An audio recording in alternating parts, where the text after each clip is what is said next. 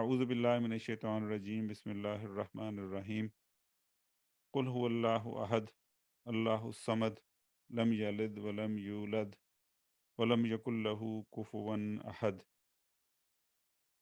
This surah is referred to as Surat-ul-Ikhlâs.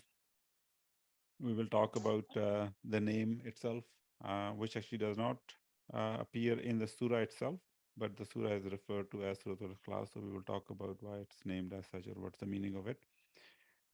So let's start from the first ayah. قل هو الله أحد. قل فعل أمر مبني على السكون فاعل مستتر تقديره أنت. And then هو is ضمير منفصل في محل as you know the ضمائر are مبني except when they are dual. So ضمير منفصل مبني على فتحة في محل رفع مبتدأ. الله لفظ الجلالة خبر مرفوع. And then أحد is بدل, or it can also be a khabar for a mubtada which is mahzuf, okay, taqdirhu huwa. So in that case, the complete understanding would be qul huwallahu huwa ahad. Okay. That's one of the analysis. There are other analysis given as well by the Arab dictionaries. One of them being that huwa is still damir munfasil fi mahalli raf'in mubtada. Allah lafz jalala, but it's a badal. It's a substitute for huwa. And ahad is the khabar. Okay. And yet another analysis is that huwa is the mirushan. And we talked about the mirushan as being a pronoun which actually comes in without even pointing to a specific noun which was mentioned before. We gave an example last time when we make a statement like it is a fact that mangoes are better than oranges. The it in the beginning of the sentence is pointing, is a pronoun which is essentially not pointing to any particular noun which was mentioned before. Okay? So similarly, Arabic also has the same concept, and that pronoun is then called the mirushan, a pronoun of matter. Okay? It is a matter, it is a fact. Okay? And then Allahu is lafzu jalala, mubtada marfu, and ahadun is khabar. Okay? And that whole jumla, Allahu ahad, jumla ismiya fi mali raf'in, khabar li huwa. Okay? That analysis is also given by some of the scholars. So that is the three different options that we have for the Arab. The one that I did just under the ayah itself is the one that is closer to the meaning that I wrote above. Qul, we know, comes from qala yaqulu. Qala yaqulu qawlan. Qaf, waw, lam being the root. It's a bab nasara, to say, to speak. Okay. Huwa, we know, means he. Allahu, it is a proper noun. Arif al-ma'arif, the definite of all definites. Say he is Allah. Ahad, okay. Ahad comes from the root letter being Hamza, Ha, and Dal. The verb that I was able to find in the dictionary was ahada yu'ahidu ta'hidan, bab taf'il, to make one or to unite. Okay. The word ahadun, female being ihda, means one. Okay. And it's a synonymous to, or it's synonymous with wahid in many cases, and its main usages which are given by the dictionary, especially the Mufradatul Quran, as she talks about it. It can be used for negation. Okay, ma fil ghurfati ahadun, there is no one in the room. So you want to negate something, then use ahad. Okay. For the affirmation, it can be used in three ways. One, we know in with numbers like ahada ashara, 11, ahadun wa ashruna, 21. It can also come as a mudaf or mudaf ilayhi, like ahaduhum, one of them, or yawmul ahad, being Sunday. Or the third case can be that it can be an attribute, it can be a descriptive attribute of Allah subhanahu wa ta'ala, meaning the one, the alone, the indivisible. Also, some dictionaries also say the unique. Okay. In this context, it cannot be used for anyone or anything other than Allah subhanahu wa ta'ala. So in this last case, it can only be used for Allah subhanahu wa ta'ala because that is it, it's just the intrinsic nature of this the meaning which can only refer to Allah subhanahu wa ta'ala. It would be incorrect to say, if you want to say one man or one dirham, okay, it would be incorrect to say rajulun ahadun or rajulun, or dirhamun ahadun. There is a typo here. I'll fix it inshallah. Dal should have a kasra. uh, Rajulun ahadun and dirhamun ahadun would not be correct to say. Instead, you would have to use wahid. So rajulun wahidun and dirhamun wahidun. Okay. So just keep that in mind. Um, Dirhamun, two typos. I should fix inshallah. And then also note that both al ahad and al wahid are are the names of Allah subhanahu wa ta'ala. Okay. So in this context, ahad would be the one, the alone. Say he is Allah, the one, uh, or the alone, okay, or the unique, or the indivisible.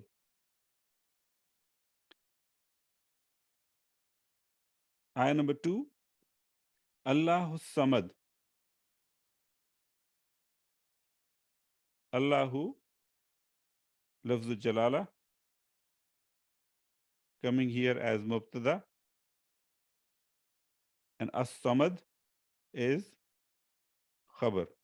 Okay. Remember, we did study that khabar is usually indefinite, but that's not a universal rule.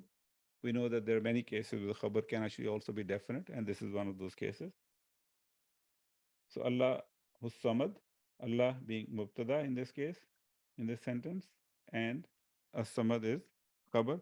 And this whole jumla, Allah Samad, this whole jumla ismiya,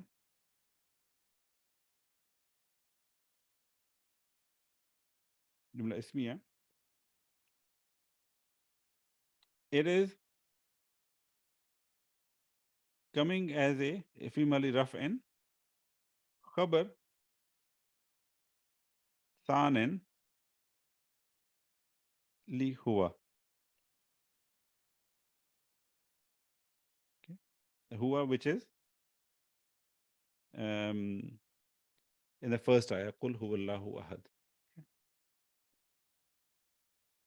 So Allahu Samad, Allah is mubtada, and as-samad is khabar, and the whole jumla ismiya fi mali raf'in khabar, thanin li huwa. We already know the meaning of the, well, we know Allah, so we will write the meaning here. Allah. As-Samad, okay, let's take a look. Samada yasmudu samdan, bab nasara, to direct oneself towards, to aim towards, to endeavor to reach. So same verb with the masdar of sumudan means to defy, to brave, to withstand or to resist. And then samada yasmidu, which is bab daraba, means to close, to plug. The word as-samad, however, has a different meaning. It means an epithet or attribute of Allah, uh, the eternal, the dependable, the one who is constant, okay, the one from whom others request help, but one who, but the one who does not need anybody's help or anyone's help. Okay. So, eternal is a typical translation that I have seen. Allah is the eternal, is the eternal.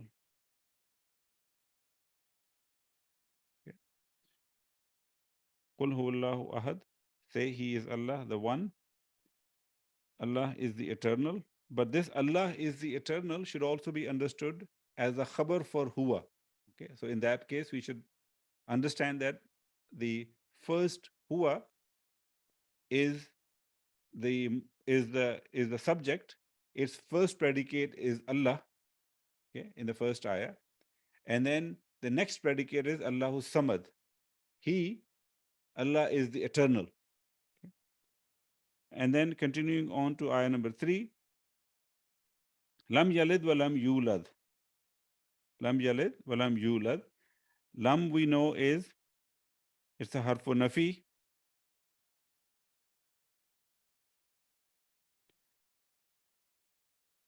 Wa qalbin wa jazmin. Okay. Yalid is fi'l mudare majzoom fa'il mustatir taqdiruhu huwa, goes to Allah subhanahu wa ta'ala. Waw is harfu atf. Lam we already saw. Okay. The same analysis applies here and applies here as well.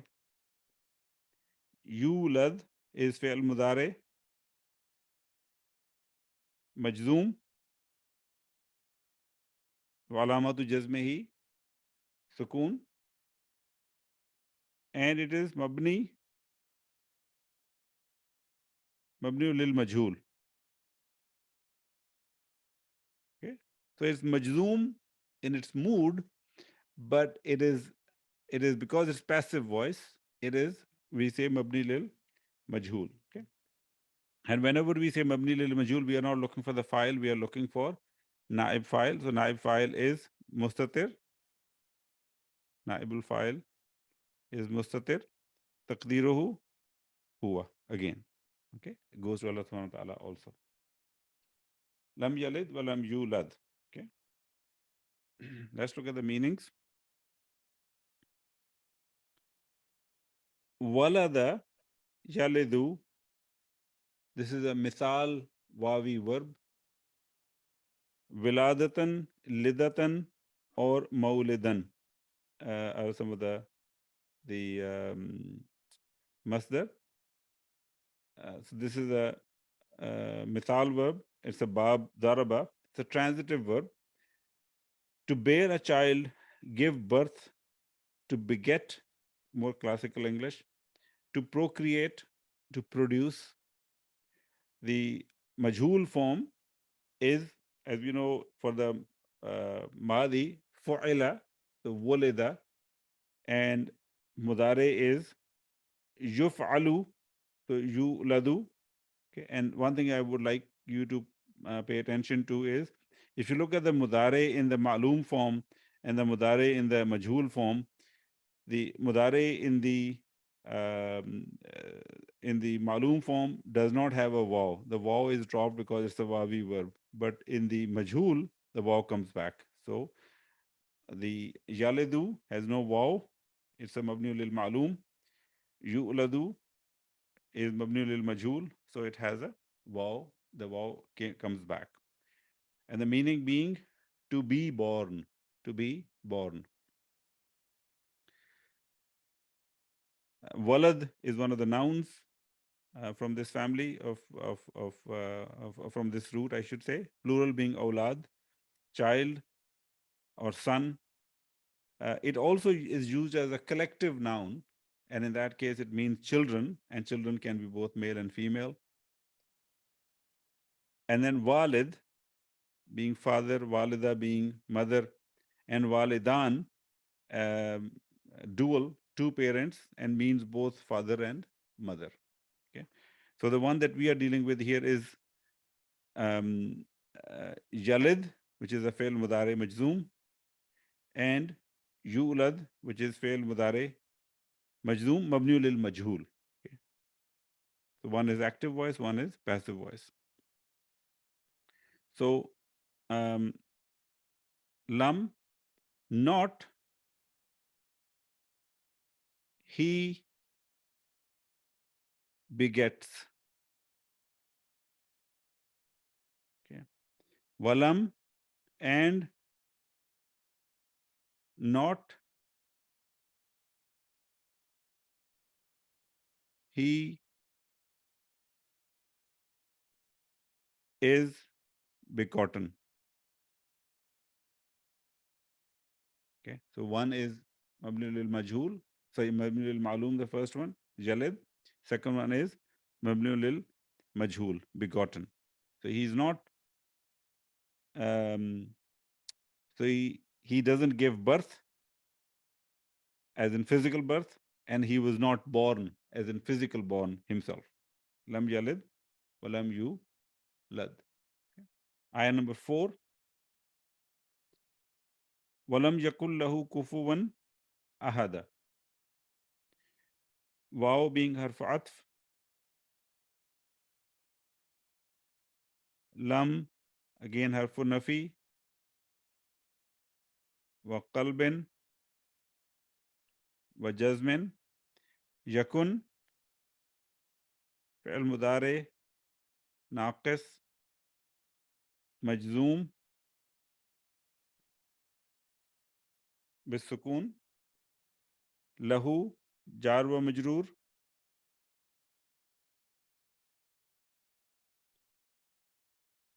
kufuwan is khabar yakun mansubun. We know that khabar kana is always mansub. And ahadun is ismu yakun. This is the second use of the same word ahad here, but in this case it is, as you remember, used for negation. And this whole jumla is this jumla fi'liya is ma'tufun ala. Sorry, I should have written differently. Jumla fi'liya ma'tufun ala الجملة السابقة.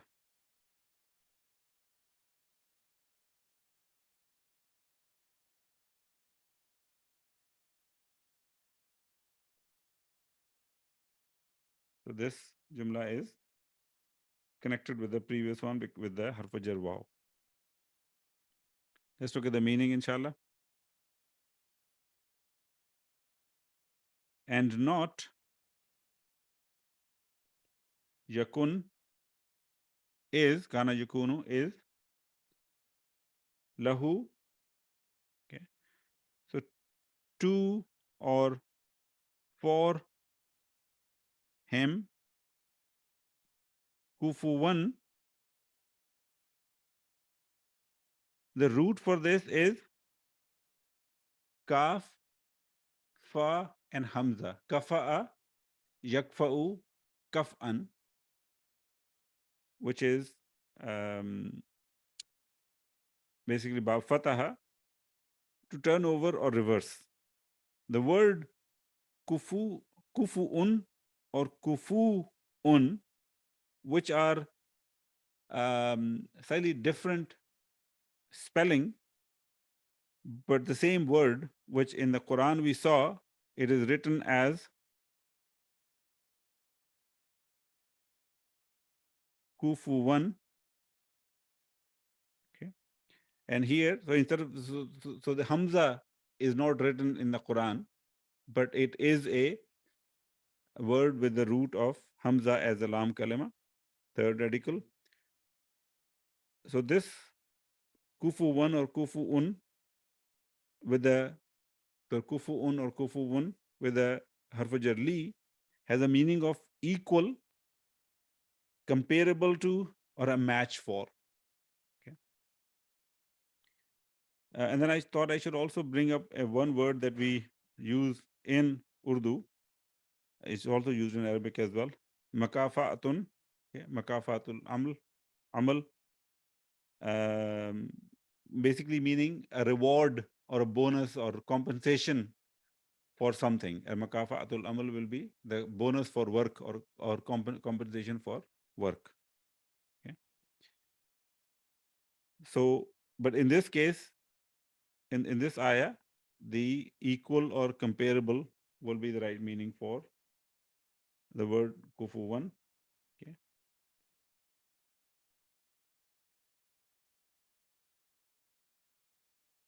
Comparable,